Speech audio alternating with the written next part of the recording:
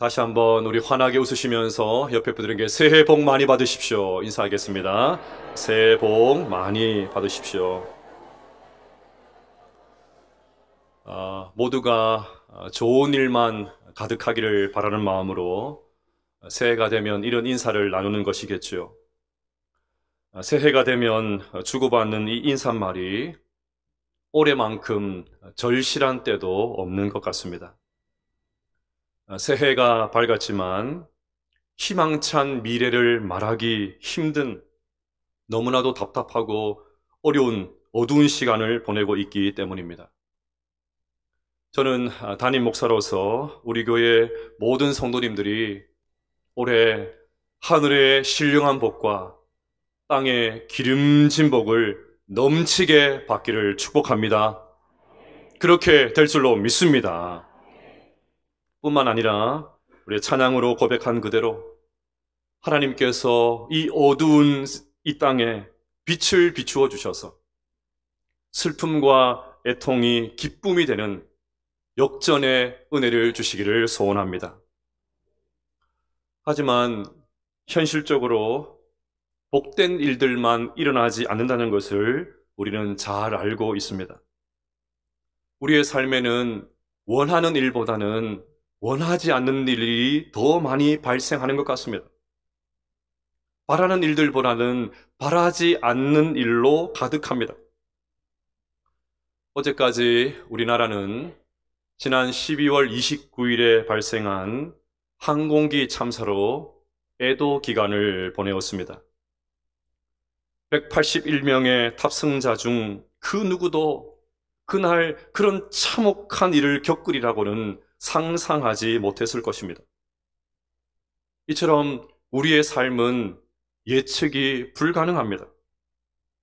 지금 이 순간에도 사랑하는 가족, 자녀, 친지, 형제, 동료, 친구, 이웃을 잃어버리고 망연자실하고 있을 그분들의 생각을 하면 마음이 미어집니다. 그러니 아무런 소망 갖지 말고 되는 대로 살자. 그렇게 살자고 이런 말씀을 드리는 것이 아닙니다. 하루아침에 이렇게 허망하게 세상을 떠나는 것이 우리 인생이니까 대충 살자는 것이 아닙니다. 현실이 그렇기 때문에 오히려 하루하루 주어진 삶의 현장에서 최선을 다해야 됩니다. 결과는 하나님 앞에 다 맡기고 우리는 그저 우리에게 주어진 일상의 삶을 성실하게 살아가는 것이 중요합니다. 내일 무슨 일이 일어날지 모르겠지만 내게 주어진 오늘 하루를 믿음으로 살아내어야 됩니다. 여러분, 오늘 2025년 첫 번째 주일 아침 눈을 뜨면서 어떤 생각을 하셨습니까? 저는 이 참담한 시간을 보내면서 하나님께서 오늘 우리에게 나에게 이 날을 선물로 주셨구나, 그 생각을 하게 되었습니다. 저만이 아니지요. 우리 모두는 오늘을 선물로 다 받았습니다. 그러니 이 시간을 소중하게 여기고 새해에 우리에게 주신 매일의 시간을 하나님 앞에서 소중하고 의미 있고 가치 있게 살아갈 수 있는 우리 모두가 되시기를 주님의 이름으로 축복합니다. 담임 목사인 저는 신년 주일에 새로운 비전을 선포해야 된다는 부담감이 있습니다. 그런 비전이 전혀 없는 것은 아니지만 오늘 저는 그저 강해의 순서를 따라서 오늘 본문 안에서 하나님께서 우리에게 원하시는 모습을 살펴보려고 합니다. 저는 설교를 준비할 때마다 삶이 예측 불가능하다는 것을 실감합니다. 본래 사도행전 설교는 지난주까지 해서 2024년 연말에 다 마치려고 했습니다. 그런데 교회의 상황과 형편, 그리고 여러 이슈들로 인해서 하나님은 처음 계획할 때 보지 못했던 말씀을 보게 하셨고 또 그것을 가지고 설교하게 하셨습니다. 그리고 그때마다 하나님은 우리 공동체에 꼭 필요한 말씀을 주셨습니다. 그러니 계획한 설교가 더 길어지는 것과 그리고 신년 주일에 오늘 본문을 살펴보게 된 것은 전적인 하나님의 인도하심인 줄로 믿습니다. 그래서 오늘 본문을 통해서 2025년을 어떻게 살아야 될지 살펴보도록 하겠습니다.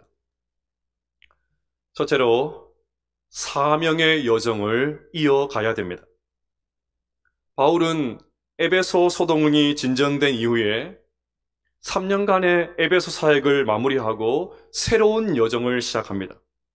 그러니 오늘 본문은 계속되는 사도 바울의 선교의 여정이다, 그렇게 부를 수가 있겠습니다. 바울은 새로운 여정을 출발하기에 앞서서 에베소의 제자들을 불러서 권면했습니다. 1절을 보시면 소요가 그침에 바울은 제자들을 불러 권한 후에 작별하고 떠나 마게도냐로 가니라. 여기서 권했다는 말은 위로하고 격려했다는 뜻입니다. 바울이 에베소의 성도들을 격려한 이유는 쉽게 짐작할 수가 있지요. 바울이 3년이나 에베소에서 있었으니까 에베소 성도들은 바울에게 3년간 목양을 받은 것입니다. 그런 바울이 이제는 떠난다고 하니까 성도들의 입장에서는 걱정이 이만저만이 아닙니다. 그래서 바울은 자신이 떠난 뒤에도, 내가 떠나도 성도들이 흔들림 없이 주님을 섬길 수 있도록 그들의 믿음을 북돋아 주었던 것입니다. 바울의 위로와 격려의 사역은 이후에도 계속 이어집니다. 2절을 보시면 그 지방으로 다녀가며 여러 말로 제자들에게 권하고 헬라에 이르러. 여기 나오는 그 지방은 마게도냐 지역입니다. 바울이 2차 전도 여행 때 세운 빌립보와 데살로니가, 베레아 교회의 성도들을 만나서 그들을 위로하고 격려해 주었습니다. 바울이 이런 이유도 분명하죠. 에베소 사역으로 3년이나 공백이 있었는데도 흔들리지 않고 믿음 생활을 신실하게 잘 감당해 주었던 성도들이 너무나도 고마웠던 것입니다. 오늘 제가 여기서 주목하고 싶은 것은 바울의 여정입니다. 에베소를 출발한 바울은 빌립보와 데살로니가, 베레아를 차례로 방문했습니다. 그리고 2절 끝에 헬라라고 되어 있는데 이곳은 고린도입니다. 그러니까 바울이 고린도까지 갔습니다. 당연히 대부분 걸어서 갔겠지요. 또 중간중간에 배를 이용하기도 했을 것입니다. 그런데 여기가 끝이 아닙니다. 6절 말씀을 같이 한번 읽어보겠습니다. 시작. 우리는 무교절 후에 빌립보에서 배로 떠나 닷새만에 드로아에 있는 그들에게 가서 이레를 머무니라. 아멘. 바울은 드로아까지 갔습니다. 여러분, 드로아 어디서 많이 들어보지 않으셨습니까? 익숙한 지명이죠. 바울이 건너와서 우리를 도우라는 환상을 본 곳이 드로아였습니다. 거기서 환상을 본 바울은 드로아에서 배를 타고 마게도냐로 향했습니다. 그런데 그때는 이틀밖에 걸리지 않았는데 오늘 마게도냐에서 드로아로 올 때는 무려 닷새나 걸렸습니다. 이유가 무엇이겠습니까? 배에 무슨 문제가 생긴 것이 분명합니다. 어쩌면 배가 풍랑에 휩쓸려서 어딘가에 표류했을지도 모르겠습니다. 그러니 배에 타고 있는 바울이 얼마나 힘들었겠습니까? 그래도 바울은 포기하지 않고 자신에게 주어진 이 선교의 여정을 계속해서 이어갔습니다. 요즘도 성지순례라는 이름으로 사도 바울의 여정을 따라가는 여행 상품이 있습니다. 사도행전 강해가 마치는 기념으로 내년에 우리 교회도 그런 시간을 좀 가지면 좋겠다, 그런 생각을 해보게 됩니다. 여러분, 성지순례가 어떻게 진행이 됩니까? 여기서 비행기 타고 이동을 하지요. 거기 가면 버스 타고 돌아다닙니다. 저녁이 되면 좋은 호텔에 들어가서 좋은 음식을 먹습니다. 그래도 기껏해야 10일 정도 이런 여정이 진행이 됩니다. 하지만 일정이 만만치가 않습니다. 참여한 분들의 이야기를 들어보면 전부 다 힘들다고 아우성입니다. 너무너무 힘들다고. 천국에 있는 사도 바울이 그런 우리의 모습을 보면 무슨 생각을 하겠습니까? 바울이 볼 때 황당하지 않겠습니까? 바울은 대부분 걸어 다녔습니다. 배라고 해도 요즘과 같이 좋은 시설을 갖춘 모터 달린, 엔진 달린 그런 배가 아닙니다. 가는 곳마다 강도 위험이 있었고, 매도 수없이 맞았고, 굶은 것은 셀 수도 없었고, 감옥에 갇히기도 했습니다. 심지어 나중에 바울은 순교를 당했지요. 저는 남아공에 있는 레소토라는 나라에서 안식오를 보낸 적이 있습니다. 인천에서 두바이, 두바이에서 요하네스버그, 요하네스버그에서 레소토까지 무려 3번의 비행기를 타고 정확하게 24시간 만에 도착했습니다. 그때 제 몰골은 피골이 상접했다. 그 말이 꼭 맞습니다. 엎친 데 덮친 격으로 하필이면 제가 도착하는 그날부터 3일 동안 물이 나오지를 않았습니다. 너무너무 힘들었어요. 하지만 여러분, 아무리 힘들어도 비행기를 타면 하루 이틀 만에 어디든지 갈 수 있는 지금과 바울의 상황은 전혀 다르지 않습니까? 서울에 있는 양화진 외국인 선교사 묘원에 가면 로제타 셔우드 홀 선교사의 묘지가 있습니다. 그녀는 한국의 최초의 여성 전문 병원인 보구여관을 설립했고 정말 조선의 여성을 사랑했던 선교사였습니다. 그녀는 미국 뉴욕주의 리버티에서 살고 있었는데 요즘처럼 14시간 비행기를 타고 직항 비행기를 타고 조선에 도착한 것이 아니었습니다. 1890년 8월 21일 뉴욕을 떠난 그녀는 기차를 타고 샌프란시스코에 도착했습니다. 그런 다음에 그곳에서 배를 타고 호놀룰루와 요코하마, 부산과 제물포를 거쳐서 한양에 도착했는데 그때가 1890년 10월 14일이었습니다.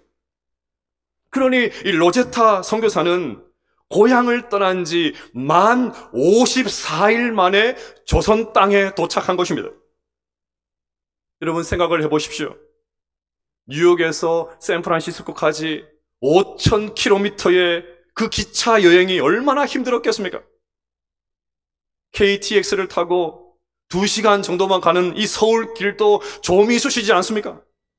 그 안락한 의자에 앉아서 말입니다. 그런데 5,000km가 넘는 그 옛날 기차를 타고 달려왔던 그녀 얼마나 힘들었을까요? 샌프란시스코에서 제물포에 이르는 10,000km가 넘는 백길은 또 어떻습니까? 그 좁디 좁은 선실에서 얼마나 불편했을까요?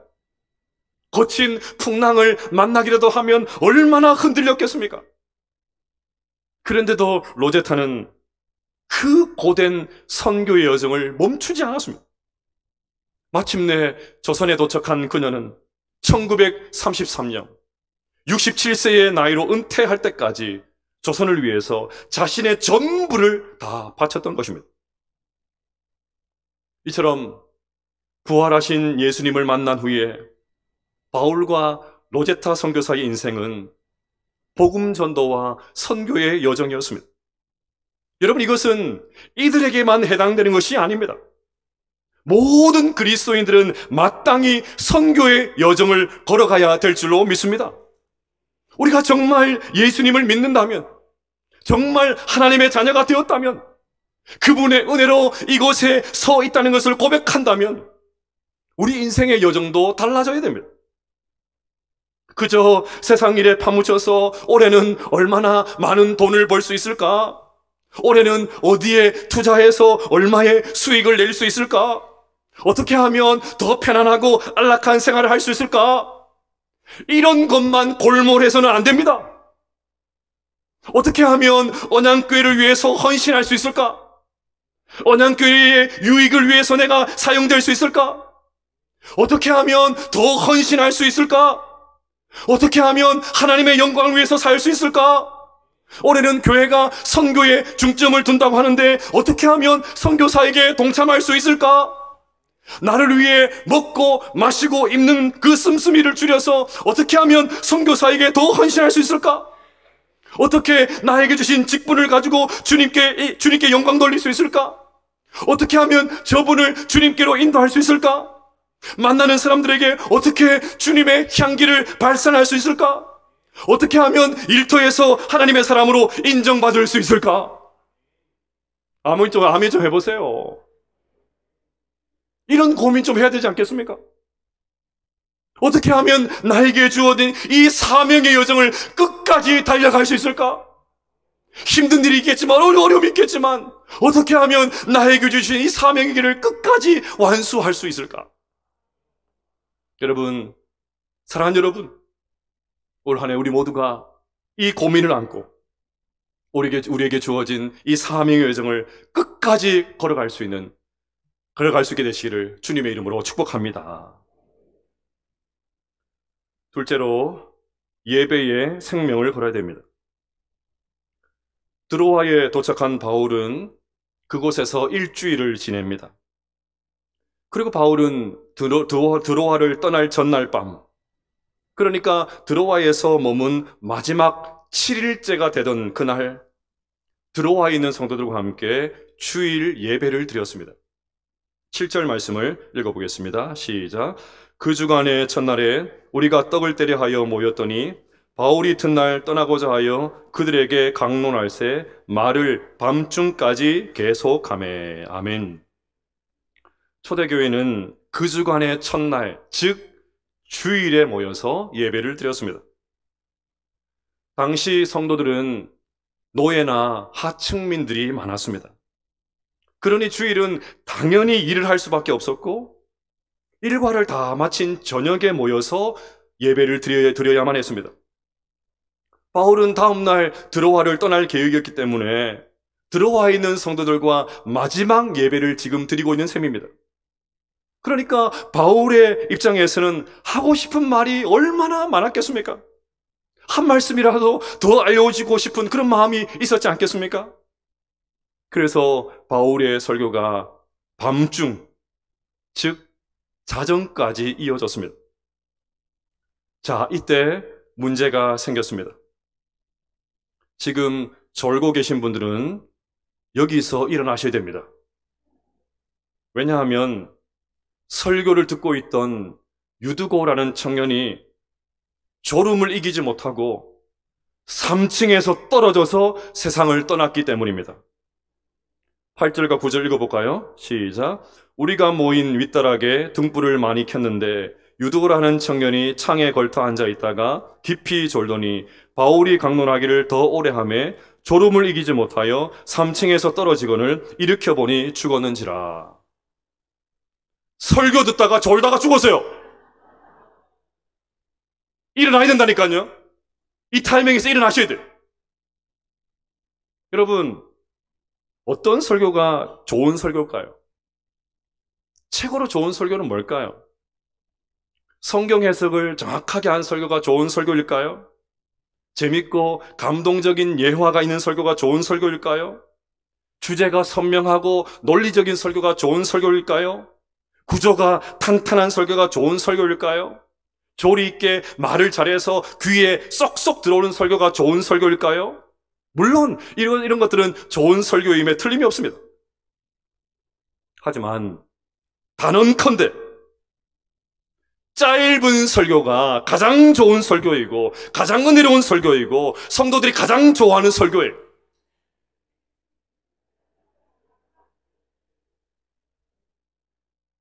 유두고는 당시의 흔한 노예 이름이었기 때문에 아마 그날도 종일 일을 했을 것입니다. 그 피곤한 몸을 이끌고 예배의 자리에 참석을 했습니다. 집안에 사람들도 가득하고 등불까지 켰으니까 점점 산소가 줄어듭니다. 솔직히 말해서 바울은 말을 잘 하지를 못했습니다. 설교를 잘하는 사람은 아니었어요. 그러니 유두고는 이 피곤한 심신과 지루하면서 길게 이어지는 설교와 산소가 부족한 환경을 이기지 못하고 그만 졸다가 떨어져서 죽고 말았습니다. 그럼 여기서 우리는 질문을 던져야 됩니다. 왜 하나님께서 썩 유쾌하지 않은 유두고가 설교 듣다가 죽는 이 이야기를 성경에 기록해 놓으셨을까요? 어떤 목사님들은 이 본문을 근거로 해서 설교 시간에는 절대 졸아서는 안 된다, 막 급박을 합니다. 조는 것은 무조건 영적인 문제로 진단해서 정신 차리라고 막 다그칩니다. 물론 습관적으로 조는 것은 분명 문제가 있어요. 조는 것을 방지하기 위해서 토요일에는 과한 신체 활동이나 늦은 시간까지 여가를 즐기는 것을 절제할 수 있어야 됩니다. 이렇게 말씀을 드리면 여러분들도 할 말이 있죠. 목사님이 졸리게 한 게 아닙니까? 재밌게 설교하셨으면, 짧게 설교하셨으면 우리가 졸겠습니까? 여러분들도 할 말이 있으시죠. 근데 여러분, 과연 이런 메시지를 위해서 이 사건이 성경에 기록되어 있을까요? 조금 길지만 칼빈의 해석을 여러분들과 나누고 싶습니다. 나는 일부 주석가들이 이 청년이 좋은 것을 그렇게 신랄하게 정죄하며 비난하면서 그가 영적으로 무감각해서 그 볼로 죽은 것이라고 말하는 이유를 모르겠다. 한밤중에 잠과 씨름하다가 결국 거기에 지고 만 것이 무엇이 이상한 일인가? 또한 그가 자신의 의지와 달리 잠에 져서 깊은 잠에 빠져들었다는 사실로부터 우리는 그가 일부러 잠을 청한 것이 아니라는 것을 알 수 있다. 만일 그가 잠자기에 좋은 자리를 찾고자 한 것이라면 그것은 그의 영적 나태함을 보여주는 증표가 될 수 있을 것이다. 하지만 창에 걸터 앉아 있던 그가 잠에 빠져든 것은 그의 잘못이라기보다는 순전히 본성의 연약함에 굴복한 것이 아니고 무엇이겠는가? 그것은 굶주림이나 과로로 정신을 잃은 것과 다름이 없지 않은가? 세상 염려에 빠져서 말씀으로 나오는 것을 시큰둥하게 여기는 자들, 음식과 포도주를 실컷 먹어서 잠이 몰려오는 자들, 다른 일들에 바짝 신경을 쓰지만 말씀은 건성으로 듣는 자들, 이런 자들이 비몽사몽간에 헤매이는 것은 비난받아 마땅하다. 하지만 유두고가 자정을 넘긴 시간에 깊은 잠에 빠져 3층에서 떨어진 것이라고 말한 것은 그에게는 잘못이 전혀 없다는 것을 분명하게 보여준 것이다.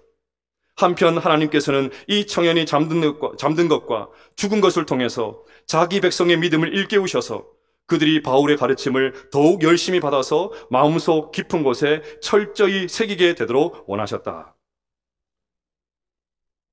하루 종일 일을 한 유두고는 졸음을 참기 어려웠을 것입니다.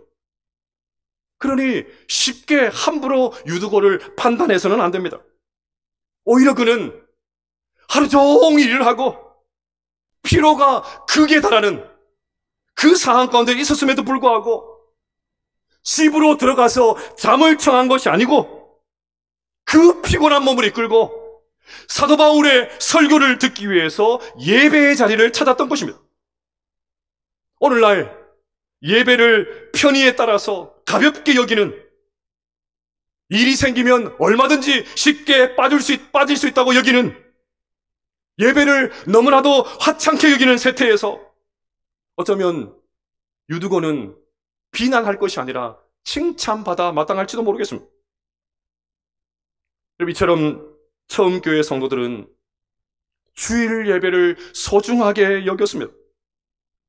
설교가 30분만 넘어가도 참을 수 없는 그런 자리가 아니라 때로는 밤중까지 이어지는 설교라도 아무리 늦어져도 그 설교를 듣기를 원했던 것입니다.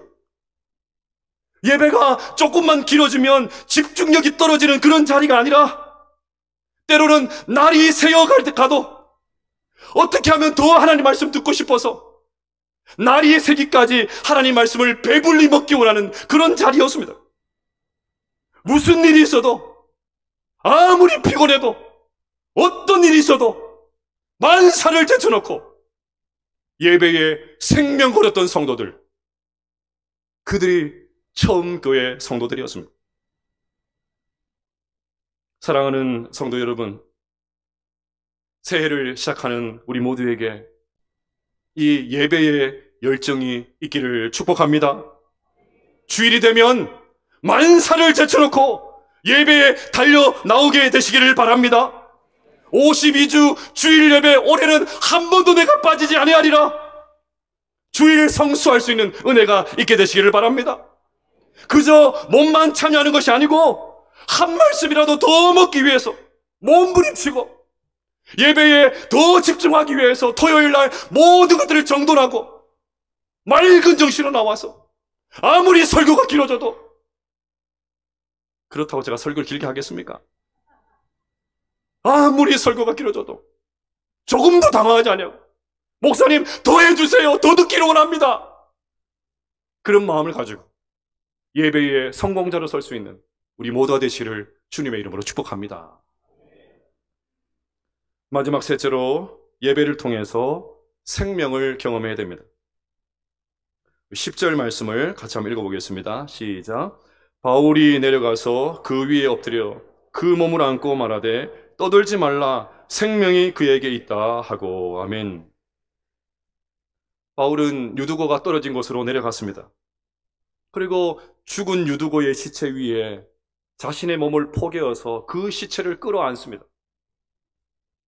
마치 엘리야가 사라밧 가부의 죽은 아들을 살릴 때, 또 엘리사가 수넴 여인의 죽은 아들을 살릴 때가 생각나지 않습니까? 그리고 갑작스러운 청년의 사망으로 막 소란을 피우고 있는 성도들에게 단호하게 선포합니다. 떠들지 말라, 생명이 그에게 있다.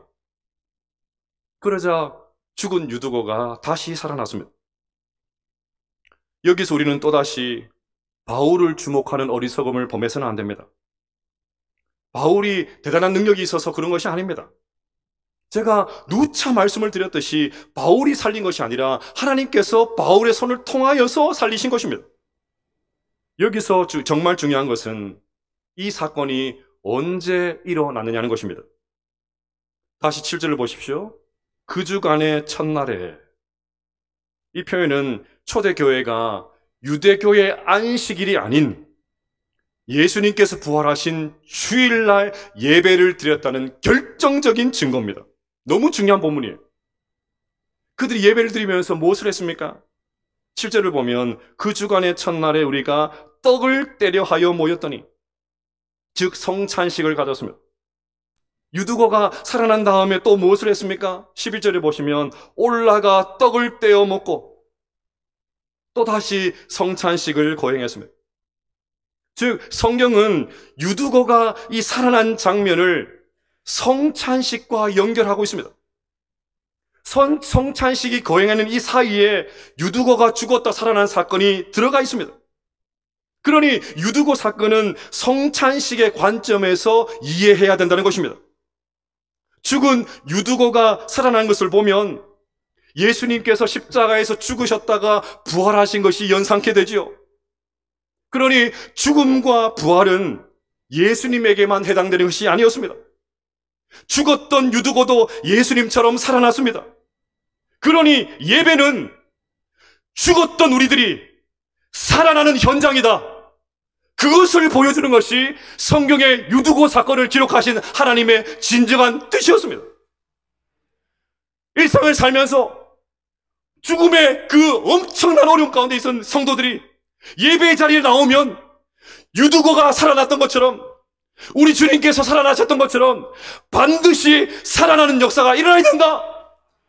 그것이 예배라는 것입니다. 그것을 알려주기 위해서 하나님께서 이 사건을 성경에 기록해 놓으신 거예요. 저는 오늘 설교를 준비하면서 올 한 해 우리 교회에서 드려진 모든 예배 시간을 통한 기도의 제목이 생겨났습니다. 바울이 죽은 유두고를 향해서 생명이 있다 선포한 이 생명이 우리의 예배 가운데도 있게 하여 주시옵소서. 우리 역시 매주일 예배를 통해서 생명의 역사를 풍성하게 경험하게 도와 주시옵소서. 슬픈 마음으로 예배에 참석한 성도들이 있다면 기쁨을 회복하게 도와 주시옵소서. 몸과 마음이 병든 성도들이 있다면 예배를 통해서 회복을 경험하게 도와 주시옵소서. 연약함이 벗겨지고 강건케 되게 도와 주시옵소서.